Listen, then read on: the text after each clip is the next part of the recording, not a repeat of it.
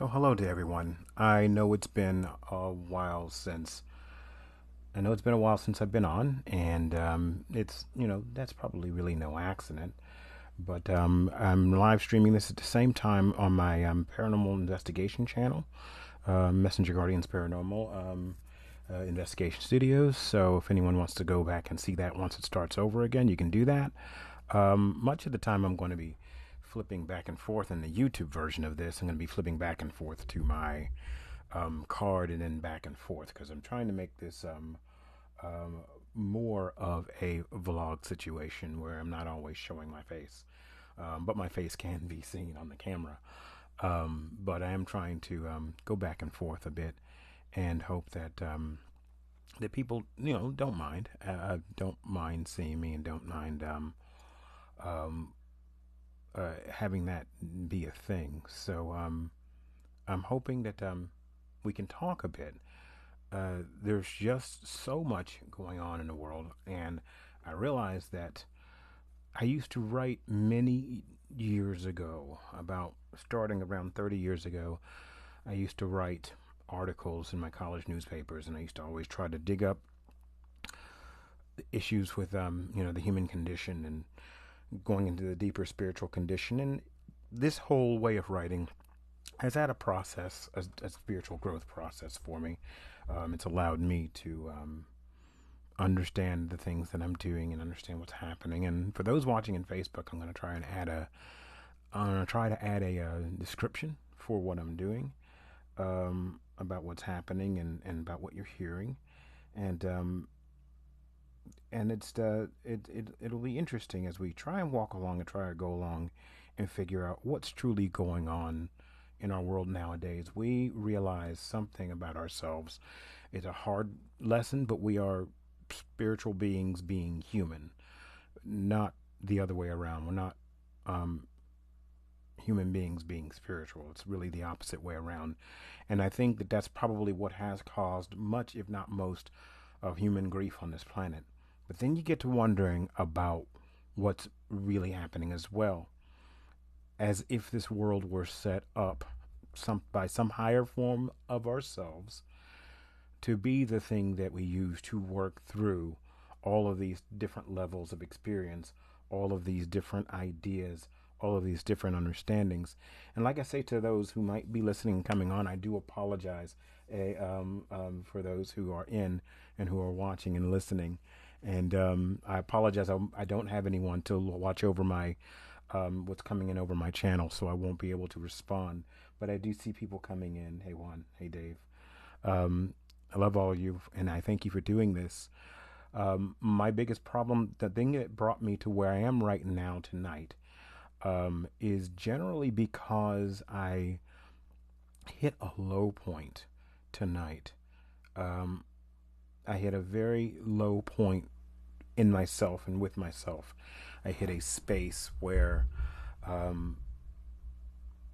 a lot of midlife mental issues are starting to hit. And just like one of my very close friends says, a lot of us need to begin admitting, especially after these last 2.5 years or so, that we're not okay mentally. We're not. We're not always doing well. And I get that. I get that more than I think anybody should want to get it, and it can get to you. We are all going through changes, making moves, and making changes in life that are frightening, that we're also frightened of our own current circumstances and the places where we found ourselves and we've put ourselves. And that's understood too. But also when we look into the world and we see all the violence, all of the ugliness, all of the hatred, all of the things that we ourselves as human beings have brought upon ourselves. And I don't say that out of judgment. I say that out of something we should already know. We should already be aware that we've done this to ourselves as human beings. We've done this to ourselves as living expressions of the greater universe, the greater multiverse, the greater. It's not just a universe. It's not only one layer. It is multiple layers, uncounted, on top of each other, all at once in the same space at the same time. Our own sciences in the quantum physics realm have discovered much of what I'm saying, and much of what those who pursue this kind of idea like me are saying. In doing so, we begin to realize that we are not just beings. We are not bodies breathing in air, breathing out, and then it's over. We certainly do exist on all other layers and in all other forms beyond this one. Even if this physical one blinks out, well, all it does is change form. Ashes to ashes, dust to dust. On a molecular level, we break back down and we join the larger physical form as far as the body goes. The conscious energy, which can never be created or destroyed, simply disperses into a larger consciousness. It doesn't forget any of its experiences. It just moves on and moves between realms and goes on. Sometimes a portion of it gets trapped between realms, and there are people like me who are around to help jar that portion that gets trapped, jar it out and let it go. It's not the whole of the spiritual being's energy or the quantum being's energy that gets trapped, but a portion of it that can cause an issue for it. So it's like having a cancer on the physical body and trying to do what you can to cure it in order to make your whole body better. It's that kind of thing. But I realize the overwhelming nature of the news in regards to Ukraine and all of these other things happening.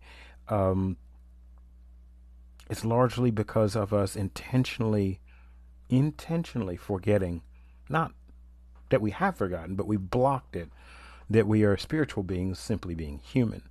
We somehow imagine that ultimately we can actually hurt ourselves, that ultimately we can do damage to another, when ultimately you can do no such thing to another.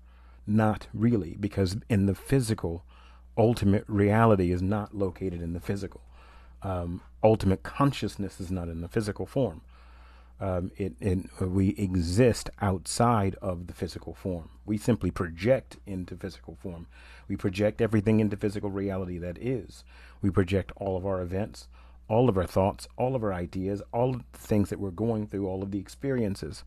You're going to have some of those who look at that comment and go, okay, so now you're blaming every person for every sort of situation they've put themselves in.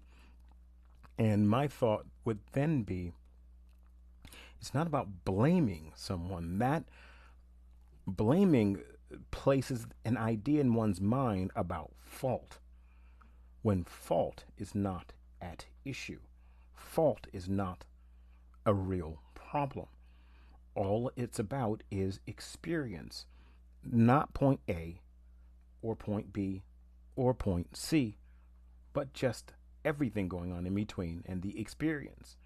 The whole point is to have the experience of being a starving child in some country somewhere. That's the whole idea. That might be an idea because another version of that projection, another fragment, another version of that person, either at what is perceived to be a later point or even now in another time, needs to be someone who helps children or who helps people understand things, who helps someone come out of starvation. And you wonder, how would they know that this is going on, that this sort of starvation is taking place? How would they even know? Well, they would know because they've gone through starvation. They would know because they've gone through these events that are happening. They've gone through them at some, well, let's just unfortunately talk about time as if it were just one thing, when time is actually almost like a global fluid. It's not one thing. It's not one line. It's all at once, everywhere, and across all time, all times, all dimensional spaces. But let's just talk about it in simple linear language. If someone exists in one space, in one time, in one frame, in one lifetime, as someone who has starved and died of starvation, starvation. Okay, I did get that right. Sometimes I slip up when I'm talking. Then mostly what you're looking at is someone who wants the experience. In order to know how to help someone else through the experience and get them food and get them help, one has to have known how to go through it. Now, that experience can go across all consciousness, where everyone then knows about it, like a hive mind or a collective, which is what we all are, a collective of one mind, pretending to be trillions and trillions of uncounted minds across all realities, all spaces, all multiverses. But to keep it simple for our physical brains, let's just try and think of it on a linear level. We keep having these experiences where we're helping each other and doing the things we can do to each other to try and help each other evolve. At our very worst, we do this in war when we're killing off large swaths of ourselves, doing all these horrible things to each other on the military scale, on a political scale towards each other. As much as we want to set out and call one group evil and horrible and terrible, and they're all a bunch of terrible bastards and all these horrible other things and words and colorful metaphors that I could use, in the end, and not the end, but the beginning, what are we doing? All we're doing is helping each other grow in some way. Now, is it best to make us remember how? No, because then you know the rules of the game. And once you know the rules of the game, or you see all the moves that can be made, the board has to be cleared, and you got to start that game over again. Whether it be starting another lifetime, starting another experience, starting in another dimensional space. But the idea is to keep the rules of the game not remembered. The rules are there, and people know about it, but the idea is just to keep the rules not remembered. Only because you want things to come as a surprise. Even if someone dies in a car accident, we have it in our minds and in our heads that, we're not going to see them again, and all these horrible things have happened, and their lives were taken away from them, and we look to find someone to punish. And we imagine ourselves to think that the person who left us temporarily on the physical realm, but never really left us, transformed from the physical realm to the quantum realm. We have it in our minds that some other entity we imagine to be outside ourselves, the other person in the other vehicle, has come to destroy our lives and do horrible things and have taken someone from us. They've murdered the person. They've done this. This works the same in murder. So let's keep that idea out there. This works quite the same. We come to think that they've taken something from us. Well, now imagine it or understand it in this way. Try to. No one's commanding you to believe one way or another, but the whole idea is to try and understand. Try to understand that perhaps everyone saw it coming, but just not consciously. It wasn't time to see it coming consciously, not yet. If there were other options that needed to be made, one could see coming consciously, almost like a foretelling, almost like a prediction, because perhaps there was something else that was needed, and the story that might have been originally planned for needed to change. Okay, then you've got a prediction, or a premonition, a premonition. However, if it was not seen coming at all and no premonition came forward, it means whatever the event was, that event needed to happen, and everyone was in place for the event to happen. One might say, well, how the hell do you know that it's meant to happen? I said, well, have you ever been in a situation where you suddenly freeze because you realize you're wearing the exact clothing, standing in the exact position, sitting in the exact spot in your office, at home, on the street, in some compromising position, what have you, however that might mean, that you swear you've seen this all before, and suddenly it's all repeating. How is this repeat? How am I seeing this? You then realize that you are exactly where you need to be, in the right time, in the right space, across all reality. You're exactly where you need to be. There was nothing that you had to do, nor where you had to be. Nothing you had to do. Whatever you were doing right then, that's what it was. That's what it needed to be. These are things that I've over time come to learn and understand from others in my stream. But yeah, this is where we are. This is what we try to be. This is what we try to do. We try to understand that there's no accidents in life. We like to religify that and put all sorts of things that we want to say be we use the term God or the devil or Jesus or whatever and what have you, and not to invalidate those ways and those means and those abilities to say things, whether we say Muhammad or whether we say Allah, or whether we say any of these things.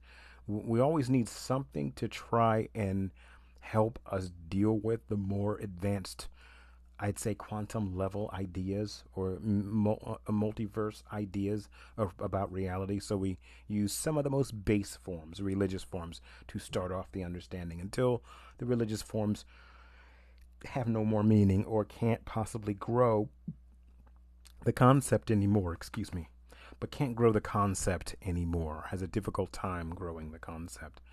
That's understood. I should say that's understandable.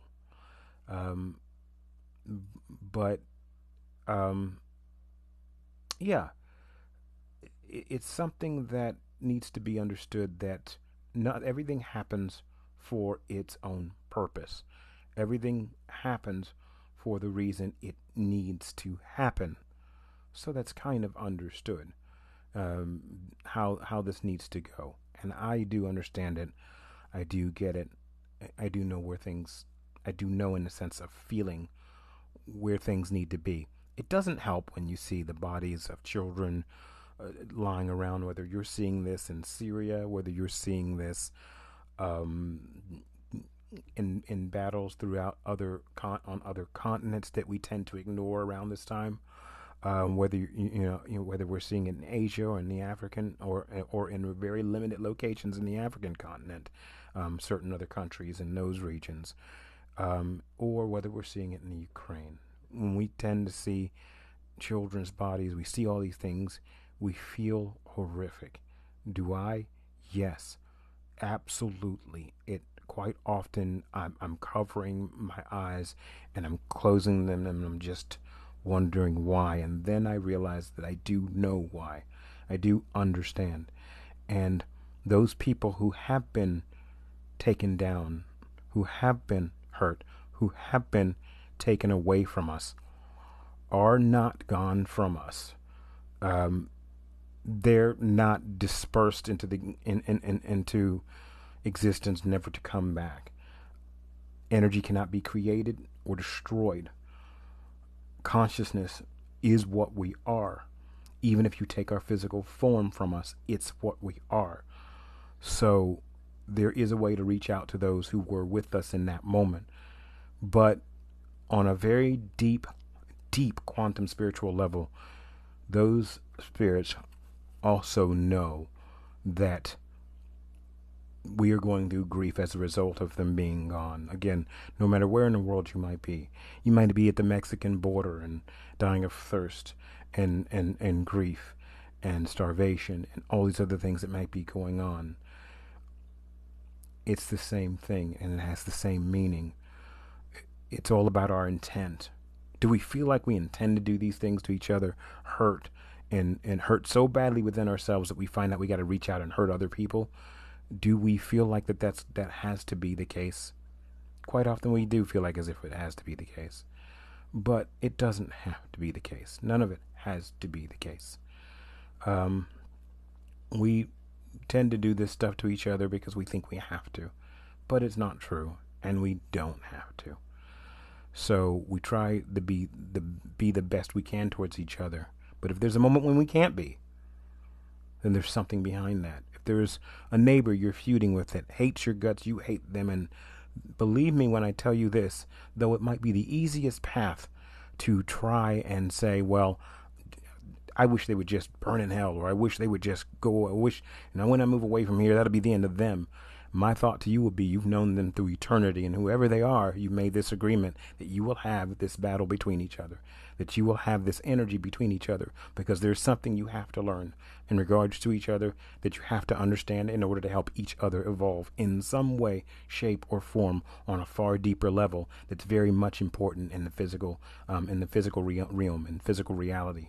We've understood this for so long, for a very long time. We understand this. We know what's actually going on. So what do we do about it? We know that there are ways of, I guess you could call it chanting, you could call it prayer, you could call it Oming to a single vibration. We do this, and whenever we do prayer circles and prayer services and these kind of things when we get together. Now, not prayer in the sense of somehow aggrandizing ourselves to some greater thing we think is outside ourselves, because then that's when prayer is inactive, because there's nothing outside of ourselves that we have to somehow bend down on our knees to. That's probably the worst mistake humans have ever made in regards to their belief systems. But the idea is to put out into the universe, whether you give it a name, whether you call it God, Muhammad, Jesus, whatever you might want to call it, quantum energy, it's all really the same exact energy. But the idea is to remember that all of us are that energy, or the tiniest of tiniest fragments of that energy. And the idea is to send the same signal not only back towards that source, the core of that energy, but to also send that energy to whomever, groups, people on all sides of anything, of a conflict or whatever, that we need to help, that we need to bring out of this darkness, if that is our intent. And if the whole thing for that conflict is for us to learn how to direct our intent out of those things, direct our intent towards peaceful action, and that we can do it by focusing our one collective mind towards that idea. This was studied, I believe, around 1905 or 1914. That this has been understood for more than a century, that collective thought, focused collective thought, can bring about amazing change and virtually overnight. When someone says that, people aren't going to be able to lay their hands, it's not possible that they'll lay their weapons down in one night and all world peace will happen. It's because we keep putting out the idea that that can't happen. And of course it could happen if we chose to do so, if we chose to make it happen. But if we choose to make excuses to claim that it won't happen, then what we do create is exactly those excuses and claims to make it not happen, because we keep saying so. So the whole effect is exactly the same, whether or not we choose or not. We're always making a choice. This comes, sometimes those we hate the most ultimately bring out the best in society and helps society to evolve, even evolve when it's pressed between two hard places and it's trying to evolve. When we have someone placed on our Supreme Court where it took more than 200 years for that to take place, but it happened because the darkness finally came forward and flooded to the surface, and the light knew where to commit to the balance, saw that energy and knew exactly how to latch on to its other half and bring balance. If that energy had still been hidden, if other choices by our collective society had been made, that energy would have been hidden, and we wouldn't have seen where to make choices, and we wouldn't have had this positive change. It is positive change. It may not look like it. It may not rebalance towards one ideal or another, but the idea is to come close to striking balance, not overweighing on one end or another, because then one end heavily can become blind, just as in current society, where one particular ideology is attempting to rule and has ruled for centuries, and it has become blind. But even in exposing itself, the light now knows how to attach itself and regain balance with everything. You cannot have light without the darkness, darkness without the light. You can't have up without down, in without out. Those are the things that need to happen. Without one thing, the other thing doesn't exist. So without one idea, another one can't be had, because there's no way to measure it. There's no way to measure for it. There's no way for you to know it exists. So all that has happened because we have made it happen. We have made these things take place in our world. Nothing has forced us. If anything, we've created or sent energy towards mechanisms that have made us expose ourselves.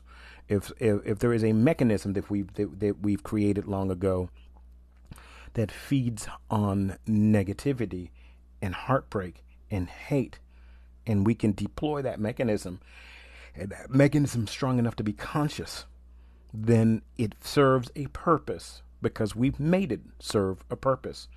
We give it names. We call it demons. We call it the devil. We call it some alien. We call it whatever. In the name of all existence, we give these things names.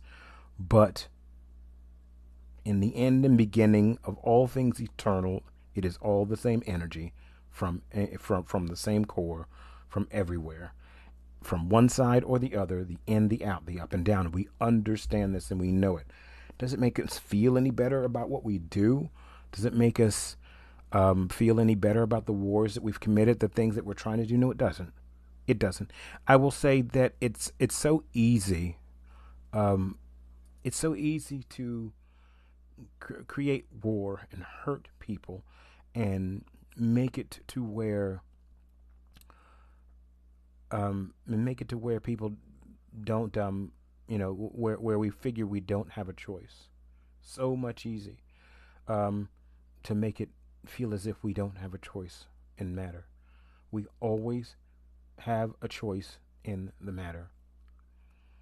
There's always a way, a better way to do things. Absolutely always. And I think that we've got to understand that. So in going into my lowest area, the lowest space that I have put myself in, I realize that everything that is happening on this world is happening because of our own fear. And again, for anyone who wants to listen to this also, this is going on the Messenger Guardians Paranormal channel live in YouTube as well. And where I'm flipping back and forth between the card and my face, because I'm not trying to make my face the one that everybody's looking at, because my conversation really isn't all that much about me, and I'm trying to get something started on a normal basis. And then finding myself in a very low place much earlier tonight, I realized I had to be here, and I needed to talk about these things, and I needed to start to do what I used to do in writing 30 years ago, then 20 years ago, closer to 25 years. But I needed to start talking about the human condition again, but going beyond just those emotional states of anger, fear, hatred. Everyone who needs to be who they are and doing what they're doing in this world right now, or being exactly that and doing exactly what they've programmed themselves to do in this lifetime, or across another lifetime, or in a series of lifetimes.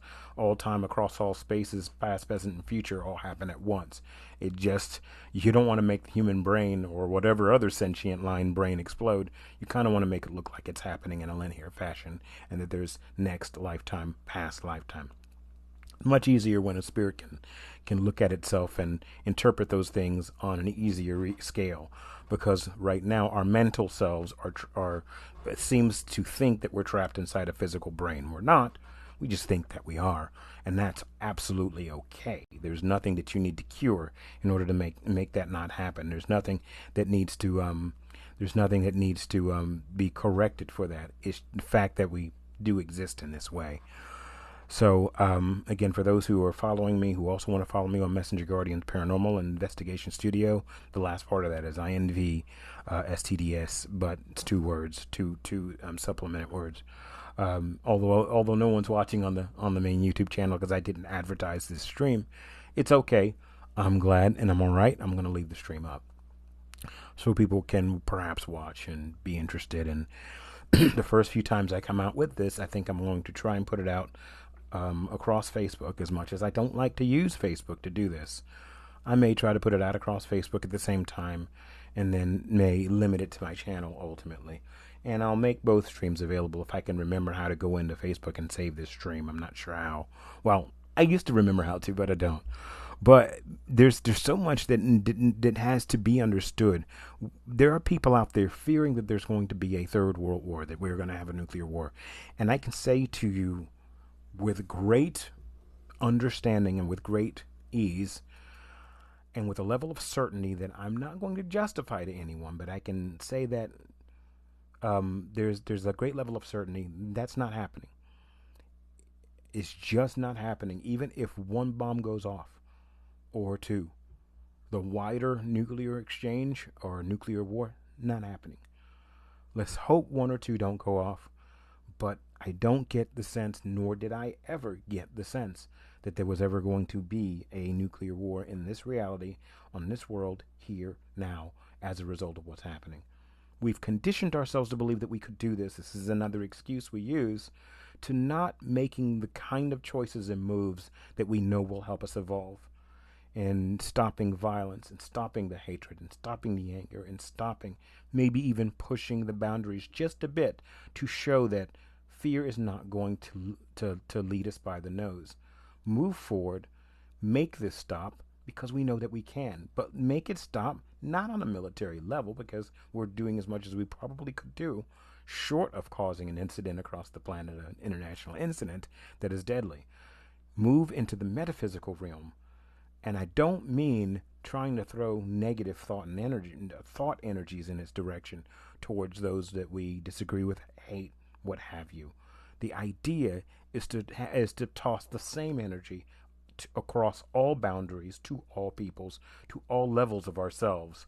If there's just one self, if there's only one person in the room ever at any time, then to throw that one energy, that core, the thoughts of peace, stopping this whole thing, bringing it to a close, and sitting down at a table, facing ourselves with ourselves to talk to ourselves about what's happening and how we can evolve our way out of it, and how we can decline this mess that we've put ourselves in.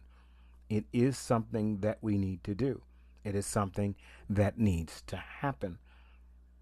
So, for those who want to argue about what's happening, and those who want to put up what their side is, or call me names or anyone names, guess what? If that's where you are and that's what you're feeling, then do what you're going to do, say what you're going to say, and turn it off.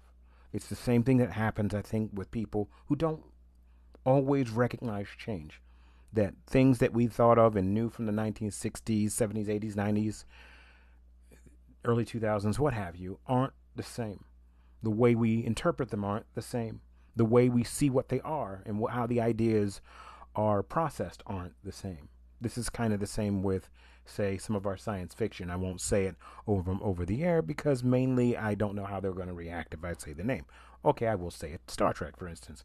It has constantly evolved itself, evolved how it is, what it is, and how it translates and how it writes itself out to the population based on our experiences. It's not taken over by some evil entity. There's not something outside of ourselves that we imagine is outside of ourselves controlling what that is and controlling how that's seen. A lot of folks would like to think so, and it makes them happier to make the claim of wokeness and whatever other kind of disparaging term can be invented than used to invented in the sense of their term being disparaging, or used as a oh gosh, I'm losing my words, or used as a, if I can only think about it for a moment because I'm losing my words for a hot second here, a derogatory term, but I'll figure it out later. I'll stop thinking about it.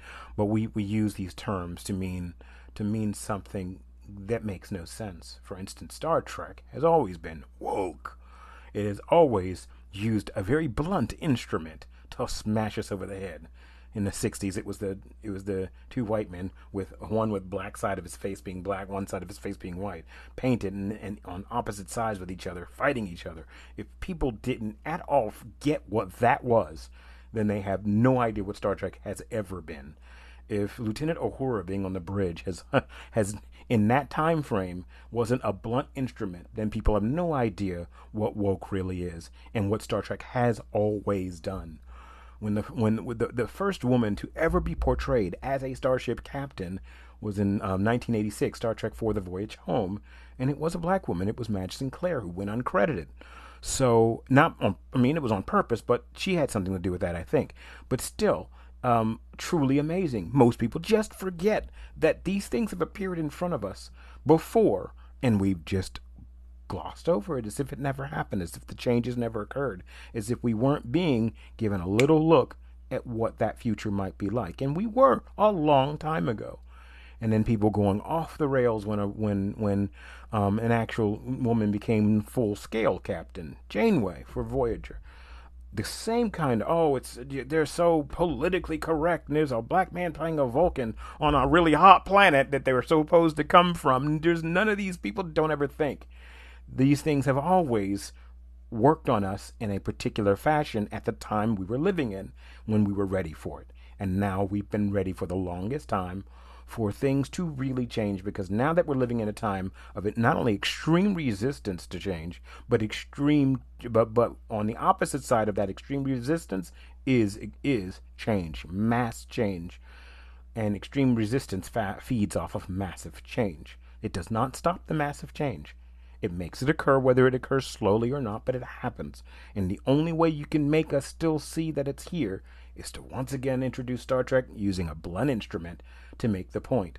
Not running around all the time from planet to planet and everything's all happy-go-lucky from crisis to crisis and it's all over in 50 minutes. That does work from time to time. That is a way to tell a story, and it will be told again in Star Trek in that fashion. But there are other methods of letting you know that things get to be happy and wonderful and loving and peaceful societies, not by accident. And we got to tell the story of the grief. We've got to tell the story of the psychological problems that it causes. We've got to tell the story of the people who go through things and then don't know how to deal with it when they're trying to deal with those problems. So we got to tell the stories of Star Trek Discovery, because it's discovery. It's discovering things that we have never wanted to face. Stories that we always wondered about but never really wanted to see. You know, these ideas that we've cropped up in our own science fiction, because it's ideas that we've cropped up in society and that we brought to ourselves. Little did we know in the 90s that we were ever going to see some stuff that, say, Star Trek Deep Space Nine brought up in regards to sanctuary districts where we stuff tons and tons of poor people and then leave them there. Turns out that's actually a thing nowadays, closing in on 2024, which Star Trek Picard has done in its second season. But it has absolutely come close to that whole idea of sanctuary district, pushing poor people into a section of the city and then putting fences around them and blocking it off. And then people still don't realize that that's actually a thing, where poor people are either arrested, pushed into a certain area, thrown into some sort of jails or some sort of areas in the desert. This was done in Arizona by certain sheriffs who got away with it. They were doing these kind of sanctuary district things by shoving the homeless and shoving people that they thought were unaccepted or unacceptable, or who weren't the major class of people in the rulership, who were poor or who were farm workers. It's just shoving them away and putting them in places where they were considered undesirable, untouchable, even though they were the ones working in our lower classes, social economic classes, to bring us all the things we want in life. Yes, it has always been happening. And now someone says, oh, they're using blunt instruments to talk about social things. Yes, because that's how Star Trek always has been. And it will continue to be, because we don't ever pay attention to our science fiction unless it smashes us in the head. Sorry about the violent interpretation. I'm not trying to make it that way, but we never seem to see anything unless someone comes at us and then stops less than a micron from our head with a bat and says, you thought I was going to hit you, didn't you? But you wouldn't have seen it coming if I didn't do it that way. So again, with human beings in physical form, you cannot be subtle. That's all I'm trying to say. You cannot be subtle with human beings who are existing in physical form. So this is how our spirituality reacts. This is how we are as beings outside. Quite often, unless you scare us, only for a moment, we don't pay attention. But we don't always need to be scared. We don't always need to get to a point where an accident happens, a plane crashes before we have solidarity, or a bomb goes off before we have solidarity, or buildings fall before we have some sort of solidarity. It does not need to happen in that situation. It does not need to come down to that ever. We simply choose for it to come down to that. That's the sort of thing we do. So we need to be able to understand how things operate and how we can make things operate. We need to be able to understand how life exists and how we make life work. We need to be able to understand that no matter how many people we try to make our enemy, they're never going to be our actual enemy. They're just going to be us. We are our own enemy. Each time we turn the Russians or the Russian government into our enemy, into an enemy, then we've just made ourselves an enemy. Instead of seeing the greatest majority of them try anyway to see them as a people trapped within their own minds, trapped within their own fears, and finding a way to break them out of their own fears, finding a way of directing our core energy, our eternal core energy, towards them in order to help break them out of their fear and bring this war to a close. Because we're not going to be solving it by military means any more than we already have. We're not going to be solving it through political means any more than we already have. The only other means we've not completely exhausted is, metaphysical means of doing it. And I don't mean the kind of magical sis boom bang, waving a magic wand you might find in some of our fiction. That's not what I mean. We are far more powerful beings than that. We are far more incredible beings than that, than we have ever been able to imagine. And we can do this. We can make this work. In putting out these talks that I want to do, I try to want to make these more specific, and or occasionally I might script something, and when I can get folks on who can come on to my show and call in. Right now, I'm not equipped with that ability, except if I've already got them on the screen. But for people to call in and talk back and forth, that's what I'd like to be able to do. And the idea really is to get anyone to call in, even if somebody wants, well, to a limited extent, they want to call and cuss me out and be awful. You'll be allowed that for about a minute before you're told to, okay, look, I see where you want to go with this. I see why you're feeling where you're feeling. But at the same time, I'm not going to let that negative energy persist. We'll get a taste. We'll see where you are and do what we can to help you. But, I'll mute you so that I can talk to you if that's the energy you're using, because I can hear where you're going. I can hear that you're angry. And I'll hear it for long enough to see where you're going and then try to dissuade you. But I'll have to mute you in order to help do it so that I can get my energy across to you, so that I can also cut down on any personalized attacks. Again, we take on those things because we're ready to take on those things, and we know that we can exist through all of that.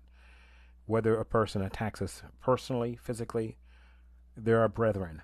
They're our brothers, sisters, our children, and they are us on every level. I mentioned that, I was in a very low space, and I get there because we all, in physical reality, we all suffer from the need to go home.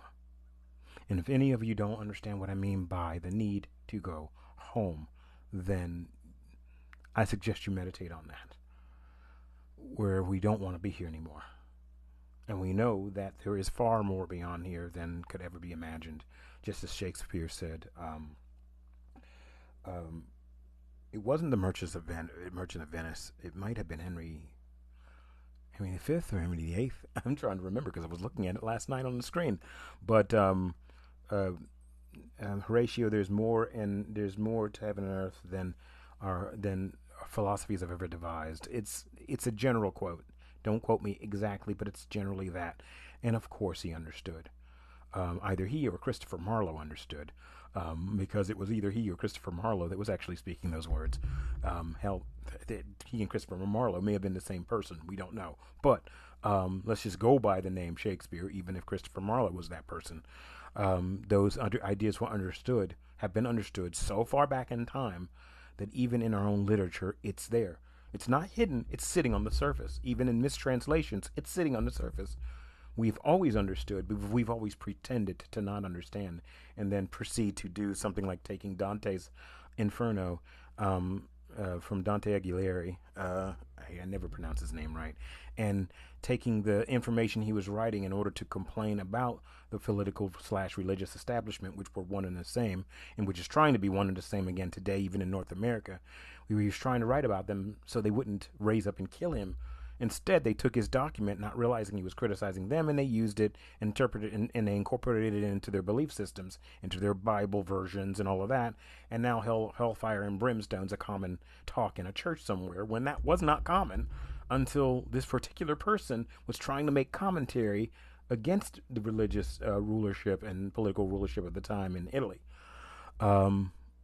So it's amazing what people will do in order to completely avoid the true depths of the things they've taken themselves to and the true harm they've done to others, and not understanding that there is something that can be evolved out of that, something else that can be learned from all of that. I apologize for coming so late in North America time, which is why I realize I'm not being viewed by too many people, but because I usually do my shows at night. There may come a time where I can find a space where I can actually do my show physically on the day side, on this side, but at the same time, it would be daytime enough to where it's I'm trying to make it as many people accessible who can get into the story and be into this as possible, which is why I try to make it late enough at night to where there's enough people up, but enough people watching on the other side of the world too, who want to watch or who want to listen. And it's hard to make things as accessible, but I try to do my best with it. But again, these are the things I think that I needed to come out and talk about, to say, and to suggest that there's so many different things that we can understand about the world going on today. There are so many what we frame as good things happening, like the first civilian docking to the International Space Station that occurred, I believe, on the 10th of April. So, 10th or 9th, one or the other. And I believe it was the 9th, actually, of 2022 that took place. Something like that should be momentous across the world. But we, again, have been dragged into trying to rebalance our darkness, our extreme darkness, which we allowed. Over time, we've built this darkness, and we've really built it over the last 3 years. Really, over the last 5 or so years, we built this ugly darkness within ourselves and then blew it out over 5 years, exposed it, let all the other energies see it. And now it can't really crawl back under a rock. The darkness can't go away. It can't hide like it had been hiding. It can't keep boiling because it's boiled over. And now all the other energies that must find the balance between that dark and the light and all in between now have something to latch on to and to bring into balance. Darkness cannot destroy light. Light cannot destroy darkness. They don't exist without each other. They can't even define themselves without each other. They must have that yin yang that we speak that we all speak of. We must have that understanding about how energy works. There's no ifs, ands, or buts about how this works and about where we're going with how this works. This is what we do. This is who we are, and this is what we do.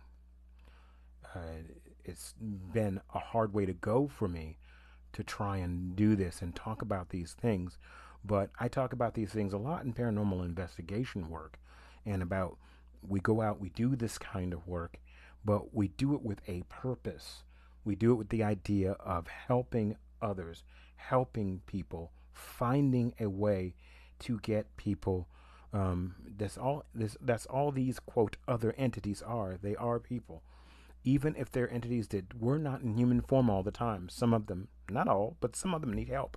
Quite a few of them need help, and quite a few of them did take human form, and quite a number of them are fragments of conscious forms. In other words, they're not fully an entire spirit. They're a semi-conscious version or part of one that left, but they need to be cleared. They need to be healed and moved on, that kind of thing. So even if you're talking about the kind of poltergeist energy, or energy that is produced by a mental projection of a living human being that collects itself over and over again to the point where it becomes semi-conscious pretty much after so many others have projected anger and hatred and dis-ease and all these things into it, to where it becomes semi-conscious and can operate on its own. That's not the nature of all quote spirits or trapped spirits. That's just the nature of just some of these energies.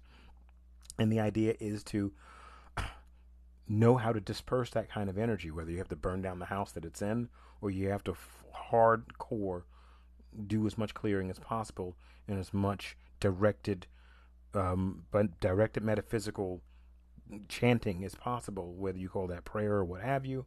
It's a form of om chanting, of redirecting vibrational energy towards it in order for it to break up and re-emerge it and recombine itself with all other energies that are around it, instead of it being in this oily, ugly piece of emotional sludge that it attaches itself to.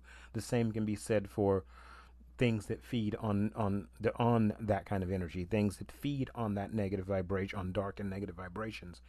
You can direct energy towards that makes it move itself or lessen itself or make it leave. We can call these things whatever names we want to call them. We can call them demons. We can call them dark energies. We can call them open vortex energies. We can call them whatever, and it would be true to an extent of how much we imagine certain things to be happening. A lot of this isn't imagination. That's not what I'm saying. But it depends on how harsh we allow those things to take over as to what we claim them to be, what we think they are. Quite often, they are energies simply made to take in and attract all these other negative things. Got to ask yourself the question, why are all these negative things happening? Why are all these... It's not the devil made me do it. That's not a thing.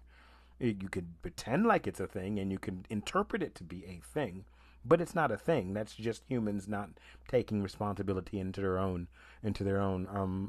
souls, into their own minds, into their own psyches, and taking responsibility for stuff and making things stop. It wasn't the devil that brought about slavery or brought about the annihilation of the native peoples of North America and all these other things that have been happening. All energies on all ends had something to do with how energy would form and move about on this world.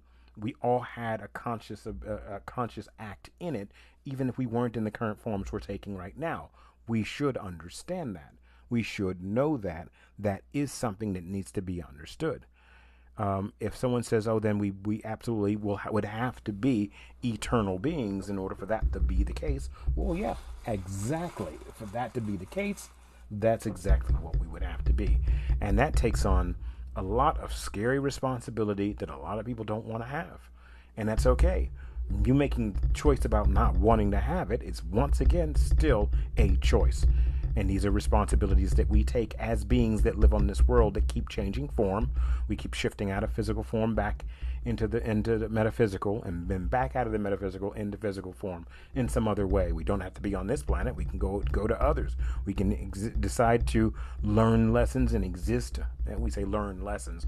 We don't forget anything. We just decide to relearn, or we decide to re-experience, because that's all we're doing is experiencing, re-experiencing, and helping others experience, whether we're helping them evolve or what have you. It may look like some things are devolving, but really that's just other versions of ourselves, other fragments, other spirit consciousnesses evolving at a different rate. And it looks like de-evolution when actually it's just metaphysical evolution, all in all realms, happening at all times. This will make sense to those that it needs to make sense to, and that's something that I think needs to be remembered and understood. This will make sense to those that it needs to. Sorry about that. To those it needs to make sense to, and I think that's something that's worth thinking about. The political choices we make, we realize that those serious political choices that we make are our spirituality projecting itself. Our actual spirituality, not we tell a reporter with a mic one thing and then we go off and do another. It's the thing that we ran off and did is our actual spiritual self. The thing we actually did, not the thing we were telling someone we did. The big problem with human beings is they like to say one thing and do entirely another. And it's the thing they've entirely done that is actually the thing that they are. So there's a lot of projection going on in the world, a lot of massive, ugly accusations coming from certain beings onto others one way or another. A lot of the time, the things being said are actually just projection. There's no way they can be anything other than projection. Even when we say good things about people and beautiful things about someone, we're actually saying it about ourselves. And I don't mean that in the selfish sense. in a selfish, quote, bad sense, but in a selfish, good sense. That when we see beauty and poise and something we haven't seen in a person who's shown up in our reality after a few years of being gone, and we go, God, I miss that person. I miss listening to them talk. Well, you're missing a part of yourself. You're missing something that you know how to do, a poise that you actually do have. You just don't realize you do have it, but you realize it when you look in the screen or in the mirror and you see that person talking. Wait a minute, I can talk that way. I can poise myself that way. I can do that because I'm doing it as that person. I'm doing it as that being over there.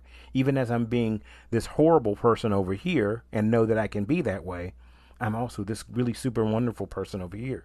All those energies are appearing at once for a purpose. They're appearing for a reason, and it's up to each one of us to figure out what that reason is for all of our fragments of the one person that is in the room the entire time and the only person in the room the entire time. Now, as I begin to wind this down, because I'm going to promise myself to try and make these around 45 minutes to an hour each time I do them. And I want to roll back around to the whole idea of that all of us are just the same person in the room at one time ever. Whether we have wife, children, babies, people we hate who live across the hall. When someone says, what's the population of that city? I'm like, one? There's just one.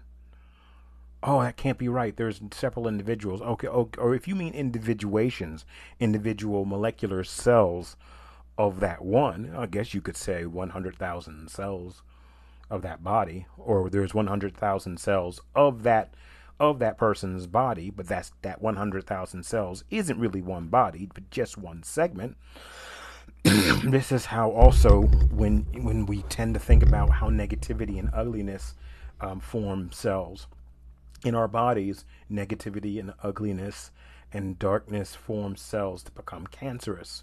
When the body's information that goes to those cells is being mistaken, misunderstood, mistranslated, and rewritten, the cells become cancerous. Now, I'm sure there's somebody out there that can go and verify what I've said on a biological level, but I'm trying to speak on a level that I can at least understand in my head.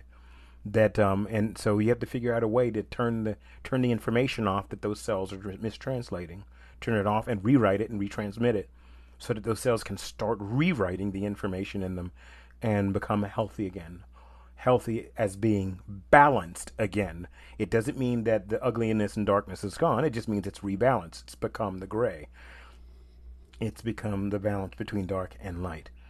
And there's always those who walk the gray line in between, who try to go back and retrieve into the darkness those who call for help and bring them into the light. And I don't mean that again on a religious scale, because that is I would say that's probably the lowest common denominator scale that humans can use to try and figure any of this out. It's a very baseline, right out of the caveman scale of trying to understand things, making everything a big crazy deity, flying spaghetti monster, what have you. But we are so much more than a crazy deity, sets of deities, or flying spaghetti monsters. I'll admit my favorite deities are the Lords of Kobol from Battlestar Galactica. I love thinking on that scale. I love thinking on the scale of Egyptian pharaohs. I mean, of Egyptian gods and goddesses, of Greek gods and goddesses that the Romans would later take from the Greeks. The Greeks got from the Egyptians and the Sumerians handled each other's. But I also realize there's a truth located inside those belief systems. There might have been real beings, real conscious entities that exist today somewhere that may have been those beings, that may have been those personalities, but we rewrote them, recast them, retranslated them, mistranslated them, and did all sorts of crazy stuff. And now we took real incredible beings who did exist and we turned them into our mythology. Just like we did with entire civilizations from the past that have now long disappeared. Lemuria, Atlantis, and all these other things. And Atlantis wasn't even its actual name. That's the name we now go by. But again, and there are places that are just barely above water now, and that have been for a long time, that are remnants, that are on the surface, and that things exist, and that we have found, even across the planet, that shows their technology and their buildings and their civilization, and we totally mistake it for something else, or we close it off because we choose to close off that energy. We choose to make it Not that, because we don't want to deal with the widening of our consciousness in physical form and understand what these things might really mean, what they might really are, might really be, might really are. God, listen to me. But all as much as I want to crush into just this first hour, I have to close this out. But I'm trying to ultimately see how this goes and seeing whether or not I can get movement on this and make Messenger Guardians Institute a thing, Institute blog a thing through my Messenger Guardians Paranormal Investigation Studios channel live stream. And I may even use Facebook. Now I can use Messenger Guardians Facebook side, or I can use my regular Facebook side. And I think of using my regular Facebook side because that probably has more people who can access it. But I'm going to try to make this a regular thing and try to bring that spiritual conversation in for all of us to start having. And I will say this, there's not, for anyone who wants to see my face who's never seen me before, here I am. And there's not a whole lot out there, or a lot of people out there willing to step outside their common spiritual traditional backgrounds in order to speak in this more open way, because it's not as socially acceptable for certain groups of people in certain societies to be known to talk this way. Well, there's not enough of us out there on the talk show circuit. There's not enough of us dealing doing it in the paranormal investigation circuit. And there are those who do that for thrills, and then there are those like me who do it for the sake of investigation and reaching out and helping. And there's those in the TV world and YouTube world who do it for investigation and for helping, and they put it out there like that. And then there are those who cast all the super scary music most of the time and put it all out there just to freak people out, and then you're left scared and not sure what to think of any of it, not actually wondering what happened to the person that was trapped, what happened to the soul that asked for help, what happened to that dark being. Did you leave it there, or did you try and help? What's our intent? And in the end, all of it has to do with our intent, whether it's war, peace, our own dealing with our own depression. It all has to do with intent.